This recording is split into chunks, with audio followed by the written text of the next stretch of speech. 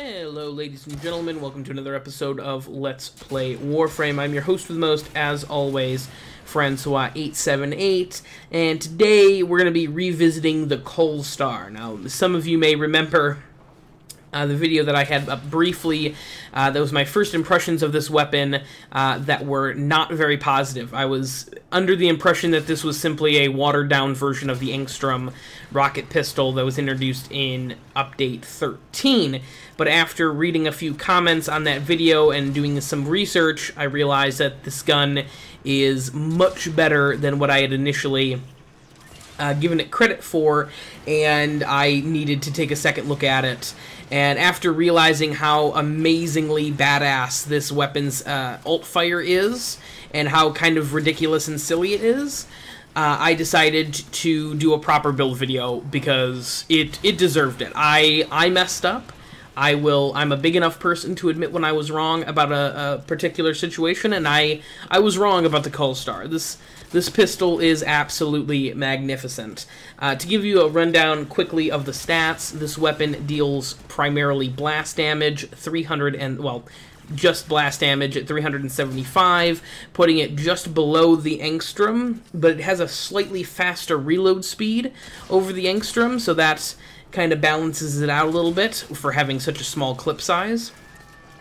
Crit chance, 5%, crit multiplier, 2.0, status chance, 10%. This weapon's alt fire is a cluster bomb. Basically, when you hit the mouse button, when you have rockets in the air, after you hit the fire button, they will explode into a bunch of little tiny bombs. And the splash damage potential for this gun is insane. That being said, I went with multi-shot and just as much elemental damage as I could pile on, as well as a good bit of status effect. Now, of course, I have my Hornet Strike, my Barrel Diffusion, and Lethal Torrent for my straight damage and multi-shot.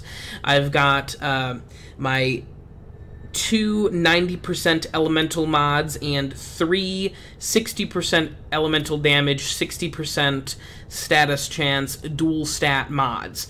Now, the reason I did this is because it's going to get your status effects up to 60%, which means the cluster bombs also have a chance to hit your status effects. So even if enemy lasts through the initial barrage, they more than likely will be hit with a status effect that will help you finish them off, which is great.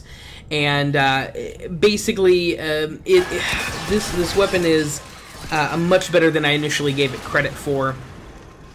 With this particular build, depending on the different build, you're going to be doing about 15k damage, which is insane.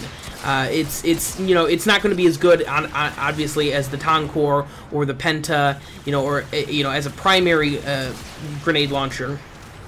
But this is definitely for a secondary.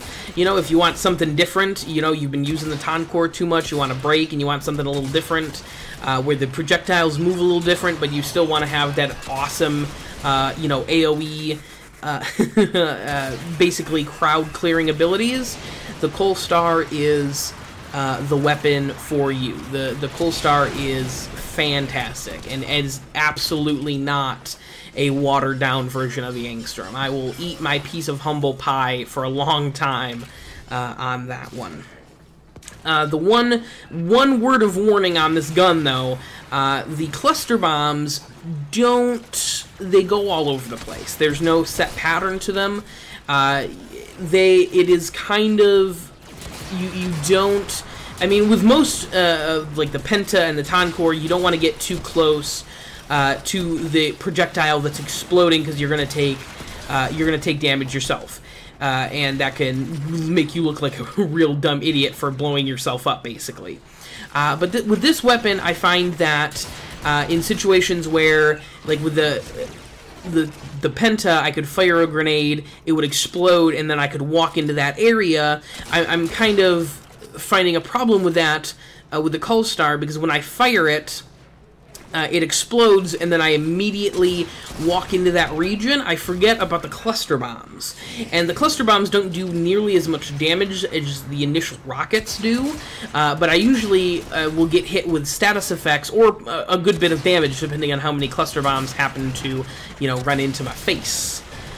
So, a word of warning, the splash damage is, you have to, you know, stay away from it, you know, with a little bit more discipline than you would with the Penta or the Toncore. You definitely have to give this gun its space, more so even than those two weapons. But that's going to be about it for this episode, ladies and gentlemen. Thank you very much for watching, and thank you guys for putting up with my stupidity on this weapon. I apologize again.